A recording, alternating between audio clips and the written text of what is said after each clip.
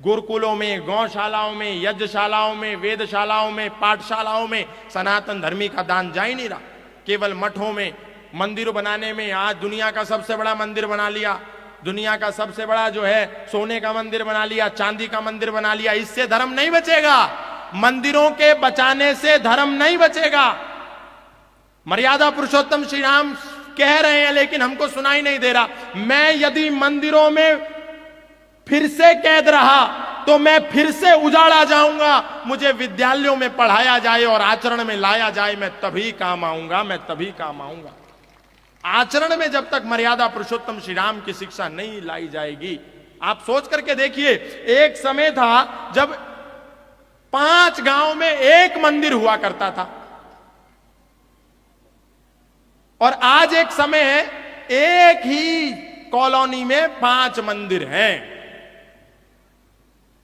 अब बताइए, लेकिन यदि मंदिरों की संख्या के बढ़ने से ही धर्म के बढ़ने और घटने का तात्पर्य होता, तो इन वर्षों में जब मंदिरों की संख्या बढ़ती जा रही है, तीर्थों की संख्या बढ़ती जा रही है, यात्राओं की संख्या बढ़ती जा रही है, पूजा की संख्या बढ़ती जा रही है, गंगा स्नानों की संख्या बढ़ती जा रही है, केदारनाथ पे जाने वालों की संख्या बढ़ती जा रही है, वृंदावन में भोग लगाने वालों की संख्या बढ़ती जा रही है, तो इसके साथ साथ कोर्ट और कचहरी में बढ़ने वाले केस भी तो कम होने चाहिए थे, मुकदमेबाजी भी कम होने चाहिए थी, लूटपाट कम होनी चाहिए थी, चोरी चकारी कम होनी चाहिए थी, लेकिन नहीं हुई। इसका मतलब धर्म का सीधा तात्पर्य केवल मंदिर से नहीं है, मंदिर से है, लेकिन तब है जब मंदिर में बैठ करके हम केवल घंटी ना बजाएं और आरती करके घर पे ना आ जाएं कि बस गीता महारानी नमो नमः इतना ही हो गया, बस हम ज्यादा पढ़ने वाले नहीं है।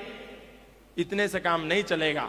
मंदिर का वास्तविक जो उद्देश्य था कि योगेश्वर भगवान श्री कृष्ण का मंदिर है तो हम वहां जाकर के भगवत गीता को पढ़ें, मर्यादा पुरुषोत्तम श्री राम का मंदिर है तो हम वहां जाकर के संगठित हो करके हम वाल्मीकि जी की रामायण को पढ़ें, यह उद्देश्य था। यह उद्देश्य नहीं था कि नवरात्रि आएगी तो हम नाचेंगे, गाएंगे फिल्मी गीतों पर और मौज मस्ती करेंगे। आज हम सनातनी ने अपने हर पर्व को नाच गाने का पर्व बना लिया।